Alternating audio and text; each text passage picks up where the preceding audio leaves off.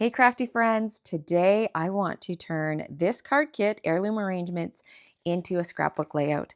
As soon as I saw it, I looked at all the beautiful kind of vintage looking ephemera and I just knew this would be perfect for a layout. The cards are gorgeous too, and I'll probably have some leftover pieces I can turn into cards, or I might just need a second kit so that I can make the cards. These kits come with all the things you need. So this one has a stamp set, and comes with a little guide so you can see exactly what those images look like.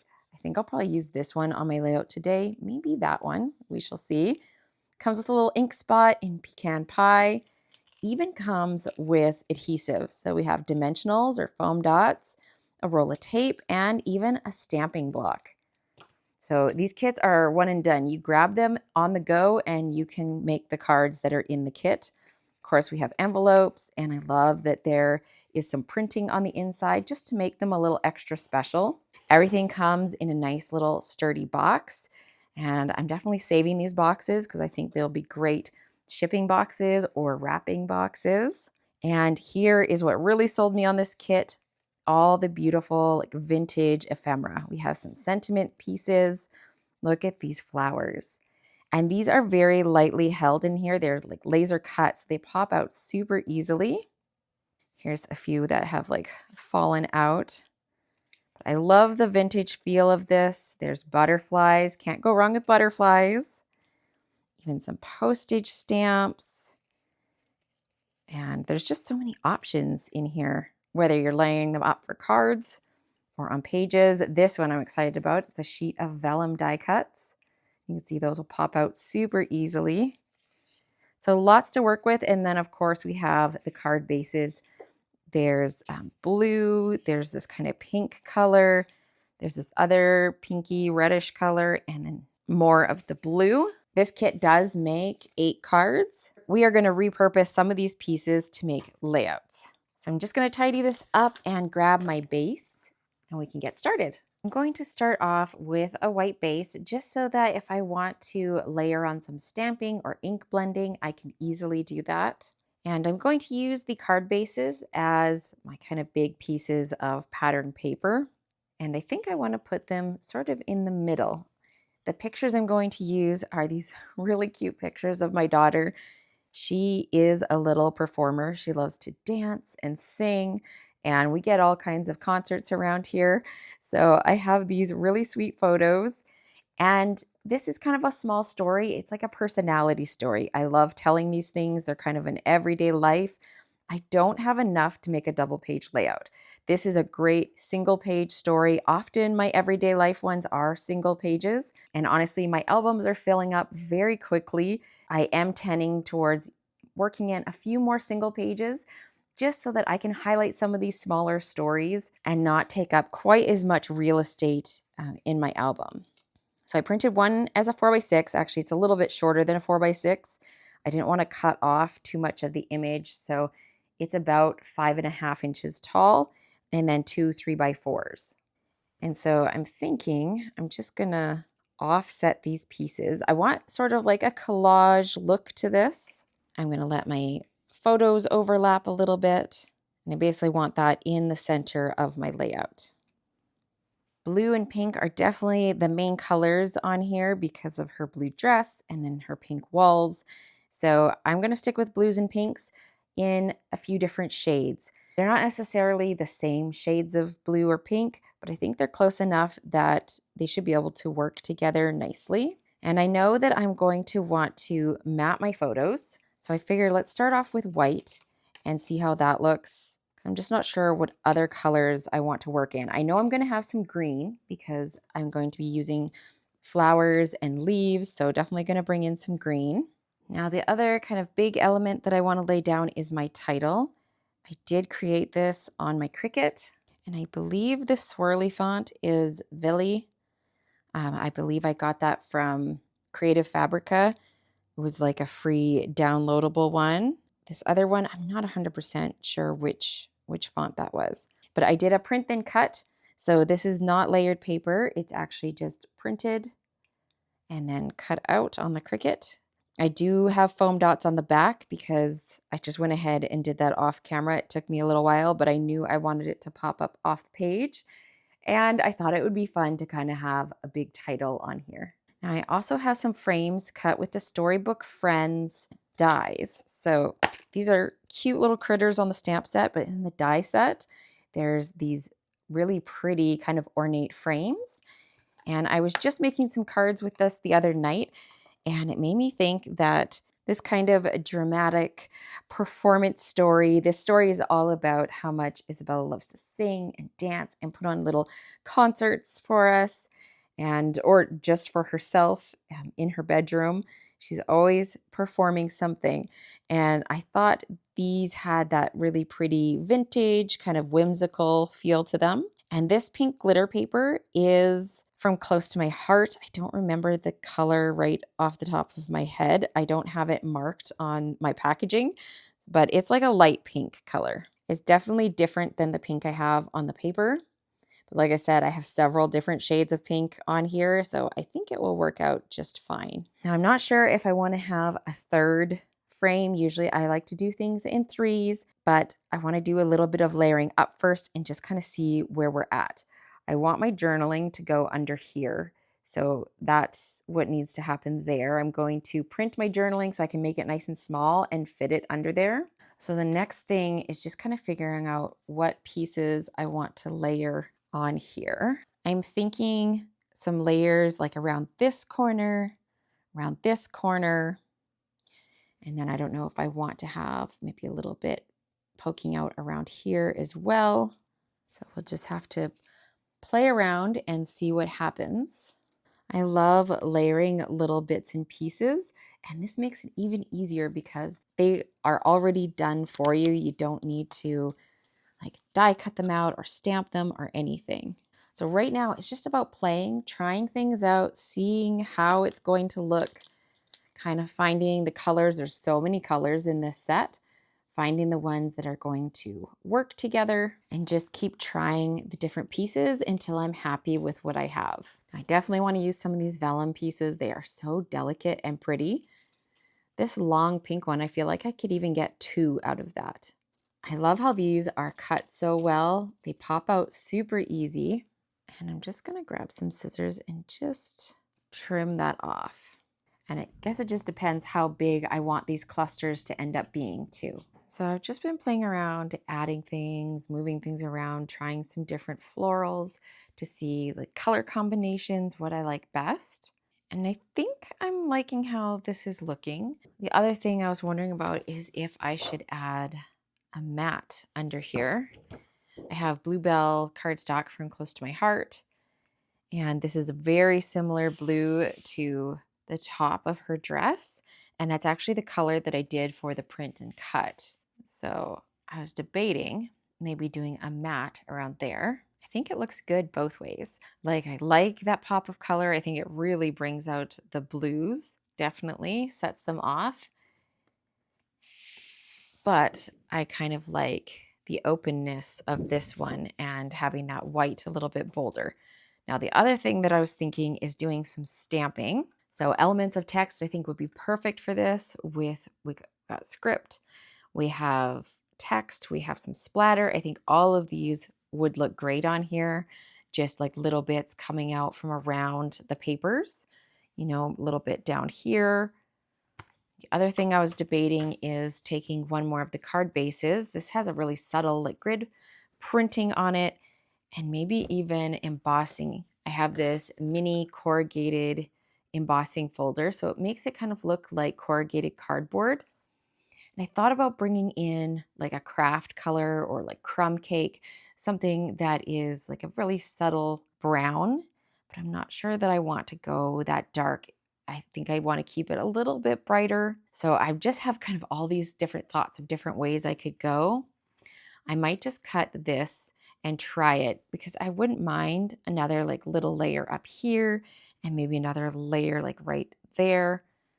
So let's go ahead and try it. Worst comes to worst, I just waste this piece. That embossing folder gives such a cool finish. I love this texture, and I think it's one of those really neutral ones that I will use a bunch. And it works perfect whether you're doing more feminine layouts, more masculine, all kinds of things I think it would work for. So I think what I want to do is just maybe cut it in half. And then let's just try and slip it under here and see how this looks. I mean, I can always make it shorter or whatever I need to. I find when I'm doing lots of layering, I have to just be willing to play around with it for a little bit, test out different things. I think I'm going to cut off part of this where there's no printing. Probably would have helped if I cut that straight. All right, just to have like another layer of something poking out there. Another thing to think about is if I want to ink my edges, if I want to distress them or rip them, all of those would work for this style of a layout. Okay, I actually like this a little bit better, I think, layered in front of it. Just a thin little strip. Okay, now I think I need it in a third spot because I feel like the two spots, especially across from each other, is a little unbalanced. What if we tuck it over here? I like that better, but I think then I'll need to move everything over because I kind of want this in the center so I have even white borders along the two sides. I don't mind if it's closer to the bottom because I kind of want the bottom to be visually heavier. We got this big title down here. We got lots of embellishment kind of going the whole width, and that's fine. And then I have my two little bit smaller points up at the top. Oh, I should mention I did bring in my journaling here. I created an oval on my computer in Pages because I have a Mac. So whatever word processor you're using, I created an oval and then I made a text box and sized it over top of it. And basically just kind of eyeballed it. I measured this frame opening here and I want it to be just a little bit larger so that I could hide it behind here and I can actually glue this onto the back of this outline. So I got it as close as I could visually and printed that out on cardstock and then just put my frame down over top and took a pencil and just drew around where these little openings are. So I had a rough idea of how to cut it. And then I took my scissors and just cut on the inside of the pencil line. I could have used an oval die, but I don't have one that is the right size or the right oval shape. I have ones that are a little bit more narrow or a little bit wider or bigger or whatever. Like I don't have an oval that perfectly fits the middle of this. I could have also just used this die to cut out the journaling, and then I would have a piece that perfectly fits in here. And that is what I did for the cards that I made. I cut out the pattern paper with the same die, and then it perfectly fits in there. So then I taped it onto the back of the frame and added dimensionals to kind of hold it in place. So it just kind of slips in there, but then you have to secure it somehow so it's not just falling straight through. And I thought this way I could make it just slightly larger so that I can glue the frame onto it. And I think I will pop it up as well. I just really love these frames and I can see myself using these over and over again for all kinds of things. So for the inking, I'm going to use my foam tool, my little mini ink applicator, and then Crumb Cake ink. It's a nice lighter brown, and I think it will be a little bit softer for this because I don't want to go super dark or anything. I just want to highlight the edges. See, it just gives those layers an extra little pop. So I'm going to go ahead and do all these pieces off camera. I did take a picture of it so that hopefully I can get it reassembled how I had it or fairly close to how I had it. And as I'm putting it back together, I will come back and we can do a little bit of stamping. Okay, I pulled off everything and inked as I went. And now I'm just using my picture as a reference for figuring out where I want to stamp because I don't want to put these pieces back on just yet. Just want to make sure that I'm moving this over far enough so I have the kind of placement in the center correct and that I have enough room from the top down. This is going to be kind of right in the middle, and then we'll have our frame for journaling kind of over here. This should be enough to give me an idea of where I need to stamp, I think. Okay, now using that as my guide, I'm going to do second generation stamping with Crumb Cake. And I'm just going to kind of peel up the layers. Some of these will be 3rd generation just to get it a little bit softer. And I don't want to put it everywhere because I don't want it to kind of like take over. Just kind of little hints here and there. I like to do that 3rd stamping just because it helps blend out the edges. I'm also going to add some splatter, which will help kind of blend everything together as well. And then we'll go over here. This kind of style really is just playing. You don't have a ton of control over how it's going to end up looking, but I think that's okay. Okay, I don't want to add too much more. A little bit down here, and I think that should be good. Just one more. It's hard to stop. Okay, then I'm going to go around with my splatter stamp, and I want to make sure I stamp off as well. This little like grid pattern that comes in the set for this card kit would also work really well for this. But I'm enjoying how this is looking with the text, so I think I'm going to stick with that. Just going around and randomly adding. I can always go back in after if I feel like I need a little bit more. Anywhere where I feel like I kind of have a little harsh edge, I think the splatter works really good just to soften that too. Of course, it's super tricky to get things back exactly how you had them. So I just kind of do the best that I can. And if it's a little bit off, you know, whatever, it's not a huge deal. Or maybe you might find an even better way to put something. Just kind of depends. And I'm going to just work one kind of cluster or area at a time and try and get it somewhat lined up to how I think it looks best. But it's not the end of the world if it's a little bit different than I had originally planned, because when everything's floating around on your page, it's kind of hard to get it in a very exact spot until some things are stuck down and, you know, they're not sliding constantly on you.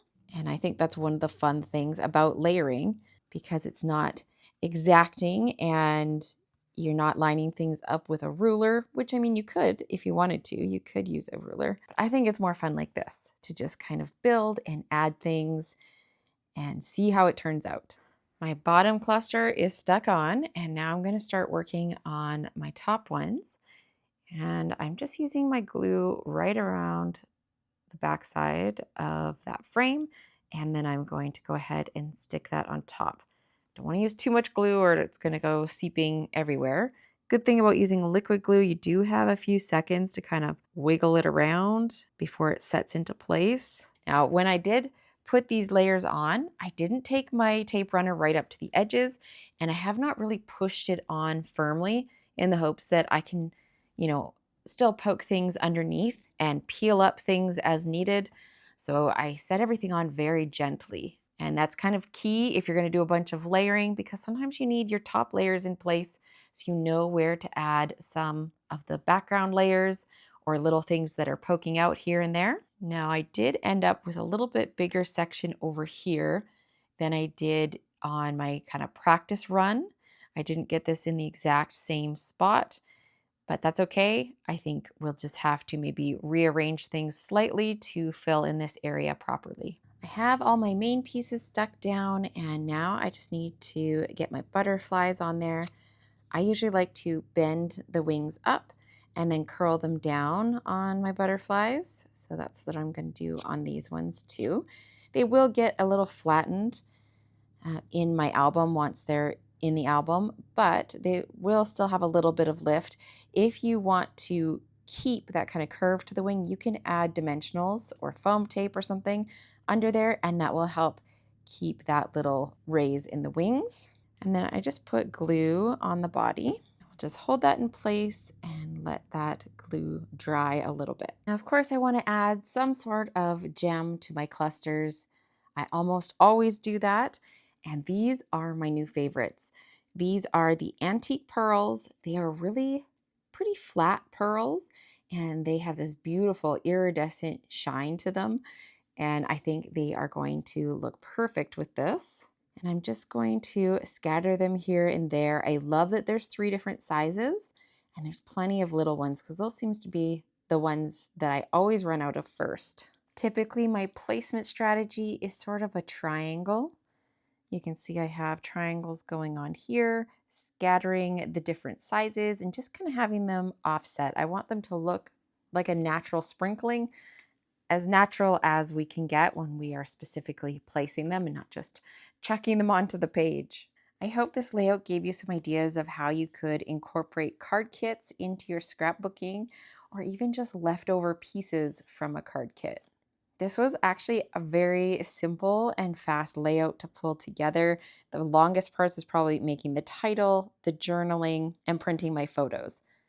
It was super easy with all these pre-made pieces that I could basically just layer up on my page. And I'm so happy I have this story told. Now I have more pieces that I can take and make more cards or more layouts with. If you're ready for some more scrapbooking inspiration, check out this video here. If you enjoyed this video, please give it a like and subscribe to my channel, and I'll see you again very soon with another video.